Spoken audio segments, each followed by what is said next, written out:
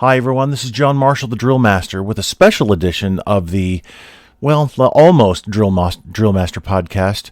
I haven't quite gotten there yet, but even though I have that little logo up there, still, I posted this to Instagram earlier, and I asked for, you've been following me for a while, so tell me what you see in this picture right here.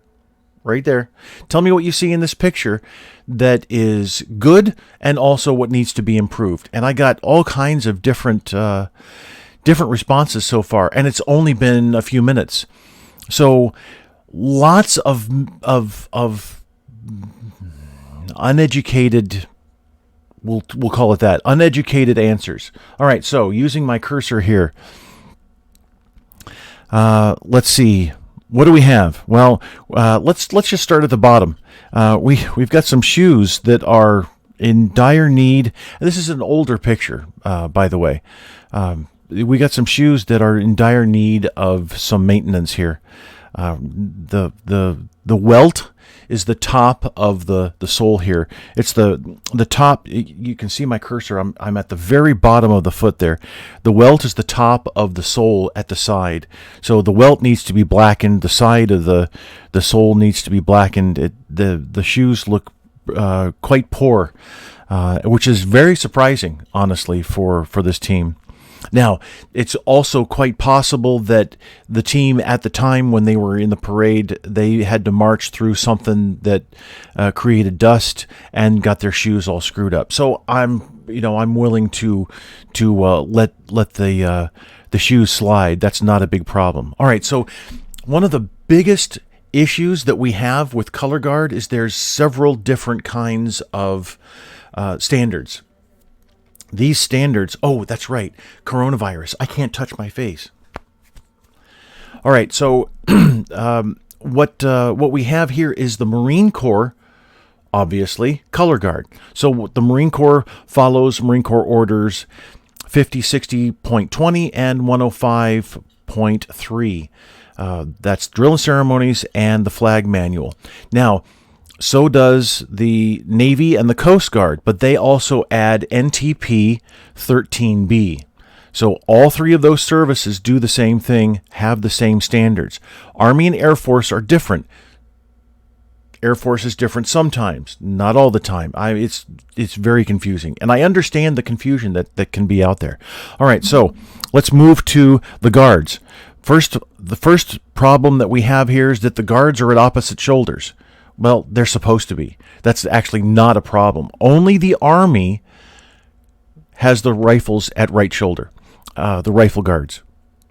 That's only the Army has the guards at right shoulder. All right, so the guards here are actually good. The right rifle guard here, absolutely fantastic.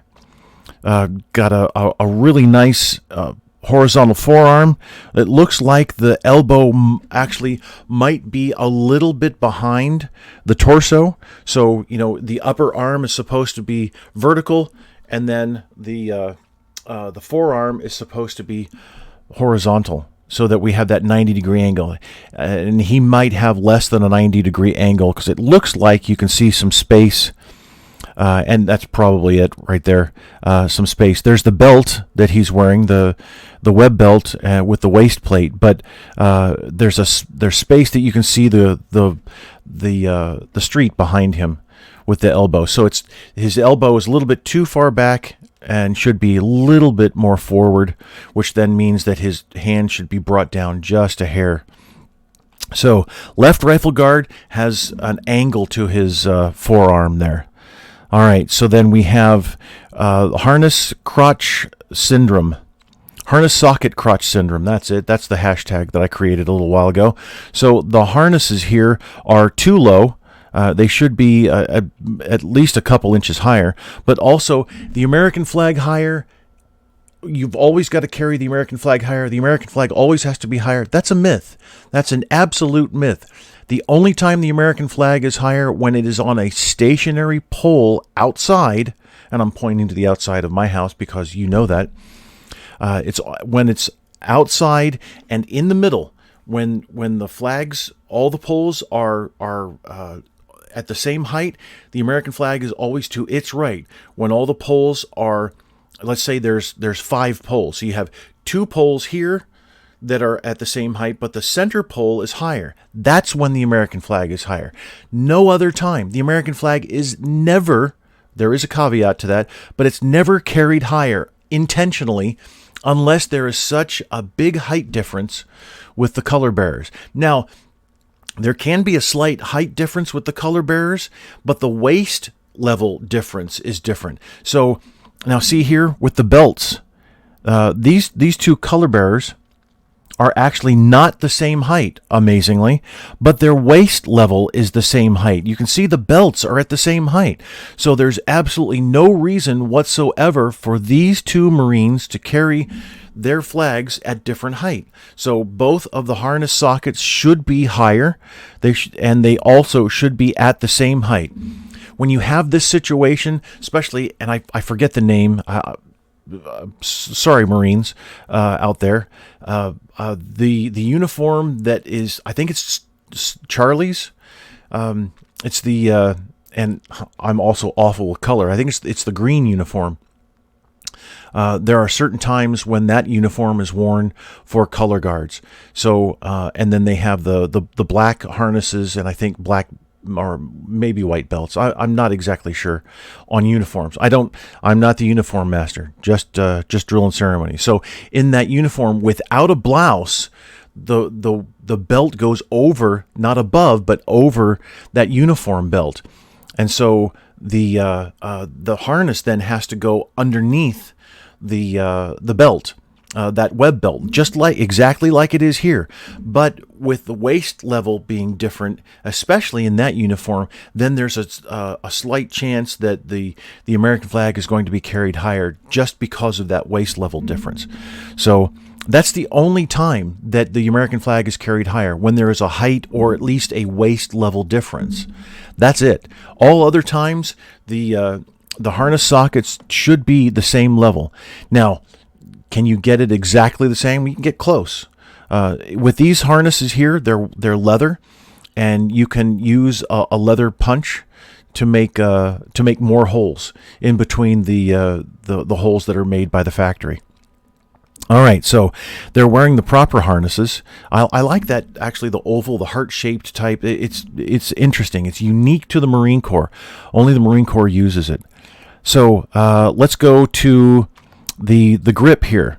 So this grip is not authorized. Actually, they're also marching shoulder to shoulder, which is not authorized. The only color guard in the Marine Corps authorized to march shoulder to shoulder is the Commandant's Fort at Marine Barracks, Washington. Every other color guard has to march and stand at close interval. That goes for every regulation drill color guard in all of the services. We all march and stand at close interval. Now, when you get into ceremonial drill, everybody's shoulder to shoulder. We step in when we first march, and we step out when we stop. Why there's a difference, I have no idea, because marching shoulder to shoulder makes so much more sense than marching at close interval. All right, so let's see here. So the grip here, the left hand should be dropped. The left hand does not go on the staff. The left hand also does not go on the harness socket. The Army, we'll get back to the Army again, the Army is the only service that places the left hand on the socket. The only service that does that all the time. Now, all of the services in high winds, they'll place the left on the staff and slide it up so that it's under and touching the right hand. But there's obviously not high winds, and their hands are separated, so this is an improper grip anyway if there was high winds. So sometimes you can see that, the flag is blowing far behind them or really hard, and they need to hold it with both hands, which is fine. But that's only for high winds, and that's all services with both hands on the staff. So only the Army has the left hand on the harness socket. All of the other services, including the Air Force, has that left hand at the side. All right, so next we have here the The staffs are proper. They're guide-on staffs. The Marine Corps only authorizes the 9.5-foot staff. Now, when we get into young Marines and even Marine Corps JROTC, you should follow the Marine Corps orders. But especially for young Marines, I suggest that because so many are much younger and still growing, shorter in stature, so I suggest the 8-foot staff and the 3x4 flags. Now, I know 3x4 flags are a little bit more difficult to find, and the Marine Corps order doesn't address 3x4 flags at all unless it's the general's flag, but or admiral's flag. But the Marine Corps order specifically talks about 9.5-foot staffs and the 4-foot 4-inch by 5.5-foot flags. And the staffs here are proper. The flags here are also proper, because I got some comments of, oh, there should be fringe on the American flag. No, that's only the Army and the Air Force. I know it's another difference that is just a little screwy. Actually, the Marine Corps follows the flag code, which states that nothing shall be attached to the flag. And, that includes fringe. Nothing should be attached to the American flag. And I fully support that and agree with it. Why the Army attached fringe, and then the Air Force followed suit coming out of the Army back in the late 40s, I really don't know. But the fringe, they say, is an affectation, and it then creates the ceremonial color. It's then a color, and not just a flag. So, okay. Anyway, so only the Army and the Air Force have fringe on all flags. The Marine Corps, Navy, and Coast Guard cannot.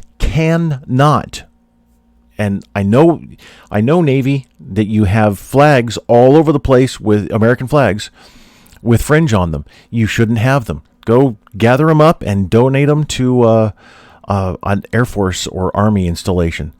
And JROTCs, Navy, Marine Corps, even the Coast Guard JROTC, there's 2 of them. Gather your national flags up that have fringe and donate them to the other 2 services that are authorized to carry flags with fringe. But none of the flags in the Marine Corps, Navy, Coast Guard should have, the national flag should have fringe. Departmental, organizational flags, absolutely, they always have fringe. It's a requirement. Now you can see here, there are battle streamers, it looks like, or at least award streamers on the organizational here, which is perfectly acceptable. The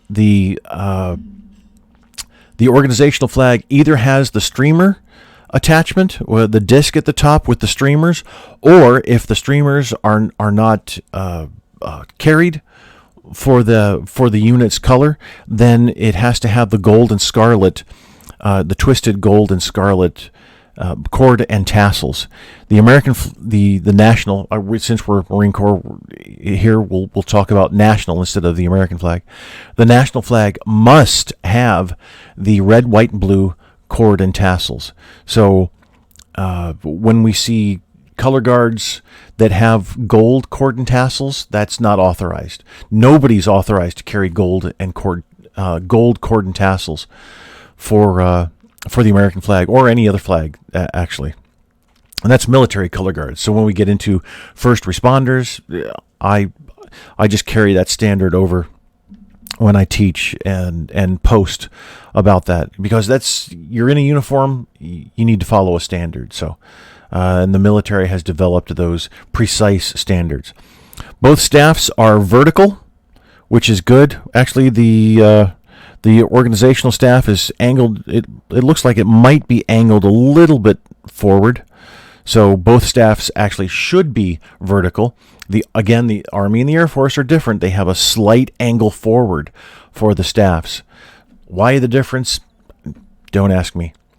I have historical documents on the shelves behind me of drill and ceremonies manuals from the early 1900s all the way through this year. And the differences are interesting to go through each one of those manuals. So I don't know. Anyway, let's see. What are they doing right? Well, the guards are at opposite shoulders. The flags and the staffs, the cord and tassels, the streamers, the flags are in the correct order. Their timing is a little off here. You can see by their feet, but honestly, you know, besides the left hand here being on the staff, the team looks pretty sharp, and also marching shoulder to shoulder. Besides all that, they do look sharp, and I'm sure and this is a still image from a video, obviously with the little play button there, and I don't know, I don't remember where it's from, but they look good. They're doing a fine job representing the Marine Corps. However, it could be better. So I don't know. It could be the wind that has carried the American flag up, but hopefully the organizational flag is not larger than the national. They should be the same size, so that and in this case, you know, with the 9.5 foot staffs, that's 4 foot 4 inches by 5 feet 6 inches. So, and I generally call those 4 by 6 flags, although they're not 4 feet by 6 feet. But it's just a little easier to say that. So anyway, that's the issue here. You really have to understand your manuals, and you know, as for me, I'm constantly looking in them to double check myself. You know, as I do other work for pathfinders and first responders, then I have to come back to the regulation drill, and I have to maintain a certain level of knowledge there. And it's I know it's difficult. I really do. I understand that it can be difficult. It not necessarily is difficult, but it can be. And you know, there's the difference between regulation drill and ceremonial drill. There's the difference between what the Army does, what the Army and Air Force do, and then what the Marine Corps, Navy, and Coast Guard do. So it's it's a little convoluted sometimes. So I get it. Anyway, I wanted to get this video out as quickly as possible, since I'm on a kind of pseudo vacation, and I'm ready to go back outside and work. All right, so have a wonderful day, and don't have any fear with this ridiculous virus going around. No fear at all. Everybody's going to be just fine. We'll all make it through as long as we band together. All right, have a great day.